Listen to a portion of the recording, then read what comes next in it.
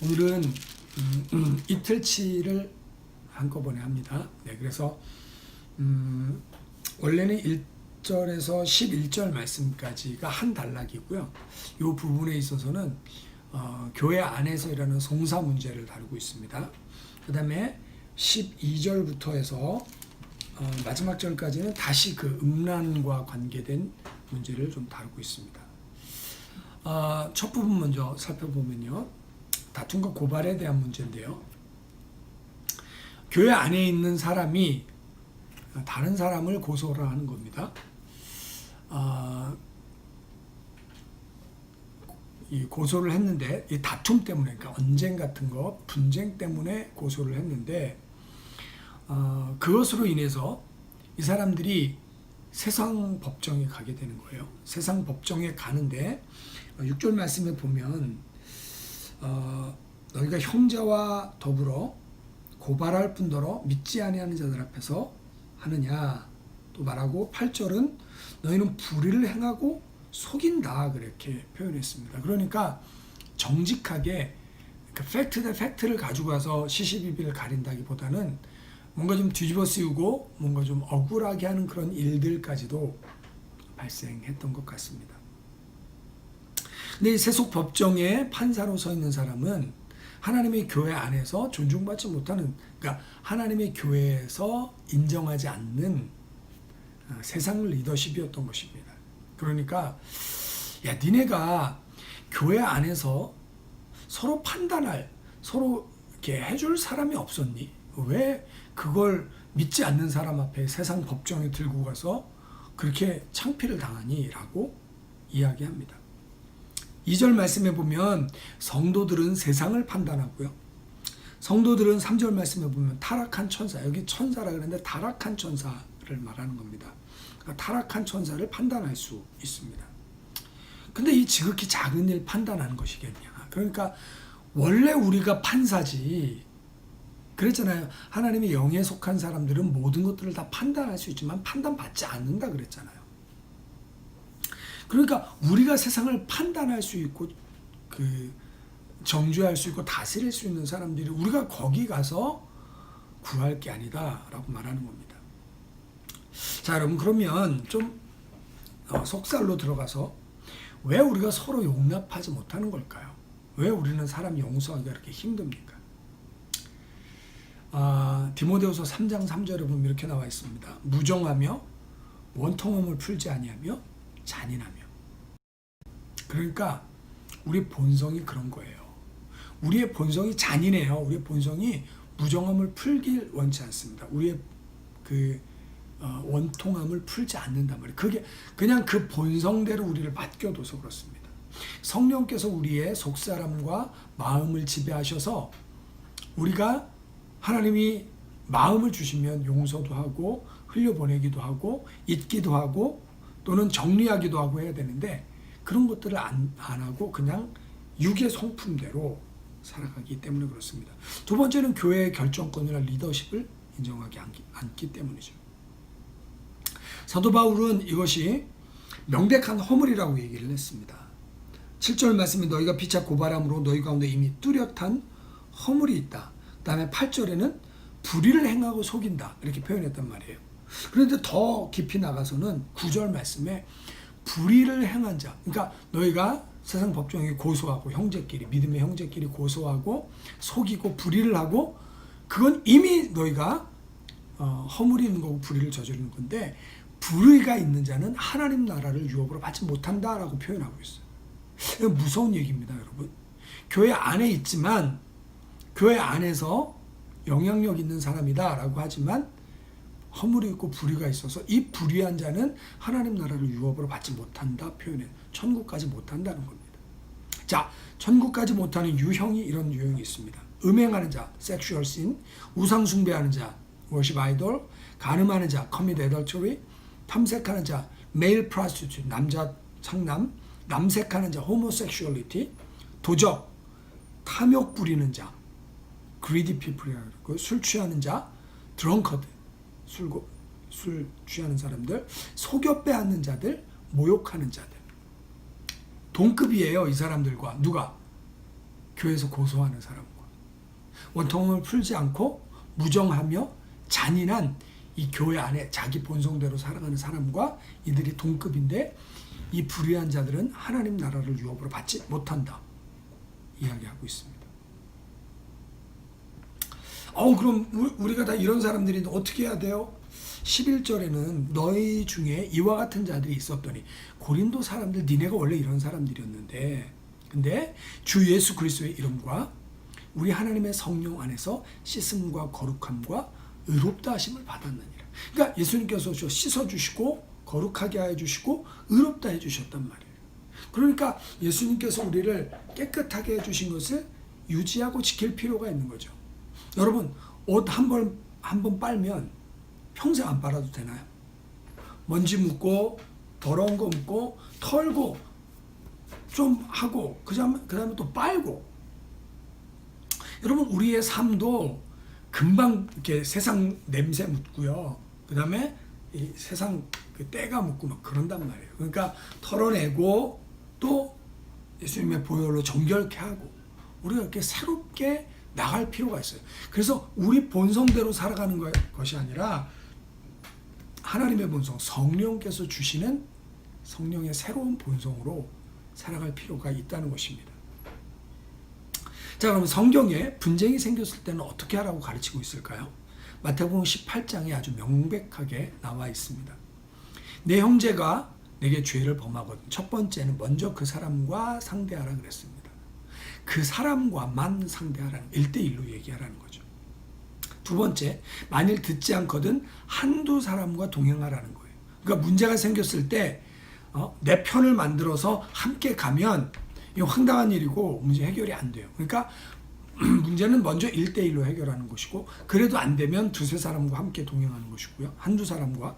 그 다음에 17절 그 마태복음 18장 17절 그 말도 듣지 않으면 교회의 얘기를 하는 거고 교회의 얘기를 했는데도 안 듣거든 세상 그 세리와 죄인처럼 여기고 기대치를 완전히 낮춰서 다시 사랑하는 자리에서 출발하라 말하고 있습니다. 여러분 그러니까 교회 안에 분쟁이나 어려움이 문제가 생겼을 때 불의한 자들과 같이 그 세상 법정 가서 서로 고소하고 거짓말하고 덮어씌우고 하는 일들 하지 말고 성도 앞에서 교회의 그 지도력 안에서 이 문제를 해결하라 말하고 있는 것입니다. 그런데 그렇지 않다면 7절 말씀 차라리 불의를 당하는 것이 낫지 아니하냐 차라리 속는 것이 낫지 아니하냐. 그래서 이 부분까지는 차라리 이렇게 딱 정리하면 될 것 같아요. 차라리 무슨 가요 제목 같아요. 성경적인 해결 방식 뭐라고요? 먼저 1대1로 그 다음에 한두 사람 데리고 가고 교회 얘기하고 그래도 안 되면 세리와 죄인처럼 기대치를 낮춰서 세상 사람 사랑하듯 사랑하라고 말하고 있습니다. 자, 고린도전서 6장 12절에서 20절 말씀까지는 좀 그 음행의 문제가 다시 등장을 하고 있습니다. 근데 저는 여기서 좀 우리 몸에 대한 이해라는 제목을 붙여봤어요. 이 부분을. 우리가 생각하고는 우리의 몸이 도대체 어떤 존재인가? 우리가 어떠한 사람들인가? 자, 12절 이렇게 말합니다. 모든 것이 내게 가하나 다 유익한 것이 아니오. 모든 것이 내게 가하나 내가 무엇이든지 얽매이지 아니하리라. 그러니까 뭐든지 가능하다는 거예요. 여러분 성도가 죄 짓는데 뭐든지 가능하다는 거예요. 죄도 지을 수 있고 어둠에도 빠질 수 있고. 그러니까 하나님 사람 안에 주신 이 자유의지는 자기의 의지와 선택에 따라서 이 길로도 갈 수 있고 저 길로도 갈 수 있어요. 하나님께 순종할 수도 있고 거역할 수도 있단 말이에요. 그런데 그 모든 것이 유익한 것이 아니라는 것을 알아야 됩니다. 그리고 그 어느 것에서 붙잡혀서 종살이 고린도 사람들이 주장했던 건 이런 겁니다. 음식이 배를 위하고 배가 음식을 위해 있는 것처럼 음식은 아무거나 먹을 수 있지 않냐. 그러니까 우리가 그리스도 안에서 거룩하게 된 우리들은 어떤 일도 행할 수 있다. 이렇게 주장을 했던 것입니다. 그런데 성경은 뭐라고 얘기하고 있냐면요. 특별히 이 고린도 교회 사람들이 이 말을 할 때는 모든 것이 내게 가하다, 모든 것을 할 수 있다라고 얘기할 때는 그들이 창녀와 접촉하고 있는 그런 것들을 정당화시키기 위해서 사용되던 문구입니다. 음식 아무거나 먹어도 되는 것처럼 모든 일을 우리가 해도 괜찮아 이렇게 얘기를 했던 거예요. 그런데 16절에 보면 창녀와 접촉하는 자는 그녀와 한 몸이 되는 것이고 음행하는 자는 자기 몸에 죄를 짓게 되는 것입니다. 그래서 베드로전서 2장 16절은 우리 가운데 말하기를 너희는 자유가 있으나 그 자유로 악을 가리는 데 쓰지 말라 이렇게 표현하고 있어요. 악한 일을 해놓고 익스큐즈 할 수 있는 걸로 우리의 자유를 사용하지 말라는 것입니다. 그렇다면 여러분 우리의 몸은 어떤 것일까요? 우리의 몸은 13절에 보면 몸은 음란을 위하여 있지 않고 오직 주를 위하여 있으며 주는 몸을 위하여 계시느니라. 그러니까 우리의 몸이 성적인 쾌락을 위해서 존재하는 게 아니라는 거예요. 그러니까 고린도라는 도시는 항구 도시였단 말이죠.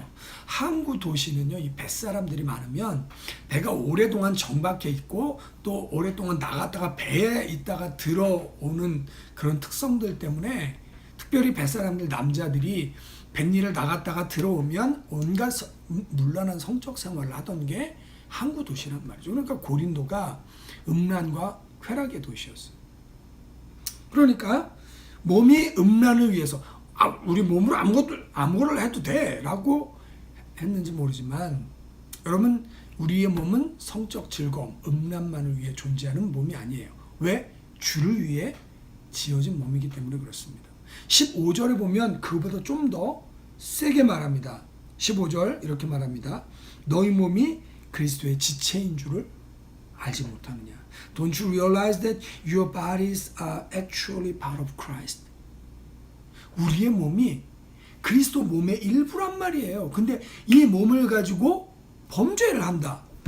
상상할 수가 없는 거죠. 여러분이 혹시 여러분이 이 소매치기를 잘하는 선수야. 그런데 여러분의 장모님이 또는 여러분의 그 시아버지가 오셨어. 그래서 함께 동행하고 함께 뭐를 쇼핑하고 있는데 거기서 여러분 도둑질 하겠습니까? 못 하잖아요. 하다못해 사람만 옆에 있어도 못하는데 예수님의 지체, 예수님의 몸을 가지고 내가 창녀와 합한다? 이건 전혀 아니라는 것이죠. 여러분 이 몸은 19절에 보면 우리가 하나님께로부터 받은 몸이에요. 그리고 19절 보면 더 심하게 이렇게 말하고 있습니다. 너희의 몸은 너희가 하나님께로부터 받은 바 너희 가운데 계신 성령의 전인 줄을 알지 못하냐. 우리 안에 성령께서 와 계시는 거예요. 우리 안에 성령께서 와 계시는데 이 성령님을 무시하고 우리가 죄를 지을 수 없다는 것입니다. 또 20절에는 이렇게 말합니다. 값으로 산 것이 되었으니 그런즉 너희 몸으로 하나님께 영광을 돌리라. 비싼 값을 주고 샀단 말이에요. 예수님 짜리에 우리는 1,000원짜리, 10,000원짜리, 100불짜리, 200불짜리가 아니라 한 사람의 목숨을 가치로 하는 그 목숨값이 우리의 가치가 되었습니다. 그러므로 우리는 값비싼 존재고요. 19절 값으로 산 것이 되었으니 우리게 아니란 말이죠. 우리 자신의 것이 아니라 우리는 하나님의 것입니다. 그러니까 우리 것인 양 마음대로 사용해서는 안 되는 것이죠. 그러므로 여러분 18절 말씀에 보니까 음행을 피하라 이렇게 되어 있습니다. 18절 음행을 피하라. 사람이 범하는 죄마다 몸 밖에 있거니와 음행하는 자는 자기 몸에 죄를 범하느니라. 그러니까 음행은 피해야 되는 거예요. 여러분 음행은 뭐라 그랬죠 어제? 모든 사람이 탐닉하고 싶은, 모든 사람이 그냥 놔두면, 법적인 제한 없이 놔두면 그냥 모든 사람이 이리저리로 막 탐닉하게 되는 죄가 음행이에요. 그렇기 때문에 기준을 만들어 주시는 거죠. 그래서 음행은 피해야 됩니다. 음행은 그 다른 어떤 번역에 보니까 우리 안에 계신 성령을 질식시키는 행위다 이렇게 표현하고 있더라고요. 그러니까 우리 안에 와 계신 그 성령님을 질식시켜 버리는 거예요. 그러면 음행을 피하고 어떻게 하라 가르치고 있냐면 14절에 주님과 합해야 된다라고 우리 말하고 있는데요. 14절 하나님이 주를 다시 살리셨고 또한 그의 권능으로 우리를 다시 살리시리라. 여러분 우리가 영혼 육이잖아요. 육은 아무렇게나 써도 돼. 육은 썩어질 거야? 아니에요. 예수님의 육체를 부활시키셨습니다. 그리고 동일하게 죽은 자 가운데서 예수님을 살리신 그리스도의 영이 우리 속에 역사하면 우리의 죽을 몸도 살리시리라. 그러니까 이 몸이 썩어져 없어질 그냥 아무런 존재가 아니라 하나님은 우리 몸도 소중히 여긴다는 겁니다. 그리고 이 몸은, 이 컨테이너는 더러운 것을 담는 똥통이 돼서는 안 되고요. 성령님을 담는 성령님의 성전이 돼야 되는 거예요. 아멘. 여러분 우리 몸에 무엇을 담느냐가 중요합니다. 우리 눈에 무엇을 담느냐, 우리 귀에 무엇을 담느냐, 우리 입 속에 이 혀에 무엇을 담느냐 되게 중요한 거예요. 그런데 오늘 성경은 너희는 성령이 거하시는 성전이다 이렇게 표현하고 있습니다. 그러므로 하나님이 중요하게 여기는 몸, 우리도 중요하게 여기면서 이 몸을 주님의 성전 삼아서 주님의 에베소서 말씀으로 의의 병기로 사용하실 수 있도록 내 몸이 하나님의 도구로 사용될 수 있게 우리의 몸을 거룩하게 구별해야 된다는 것입니다. 그래서 20절 말씀 이렇게 말하고 있죠. 값으로 산 것이 되었으니 그런즉 너희 몸으로 하나님께 영광을 돌리라. 그래서 오늘 빌립보서 1장 20절 21절 말씀 읽으면서 마무리를 하려고 합니다. 그게 우리가 불렀던 찬양인데요. 나의 간절한 기대와 소망을 따라 아무 일에든지 부끄러워하지 아니하고 지금도 전과 같이 온전히 담대하여 살든지 죽든지 내 몸에서 그리스도께서 존귀히 되게 하려 하나니. 하나님이 내 몸 속에서 존귀히 여김 받으시도록 하나님이 나를 통해 영광을 받으시도록. 그래서 이는 내게 사는 것이 그리스도니 죽는 것도 유익함이라. 내 안에 그리스도가 살고 계시는, 내 안에 성령께서 계시는 거예요. 여러분의 몸을 소중히 여기시고 성령께서 거하시는 전처럼 예수님이 지체처럼 소중히 여기시고 거룩하게 여기시고 그래서 우리의 몸을 가지고 하나님께 영광을 돌릴 수 있는 귀한 성도들로 쓰임 받으시기를 예수님의 이름으로 축원드립니다.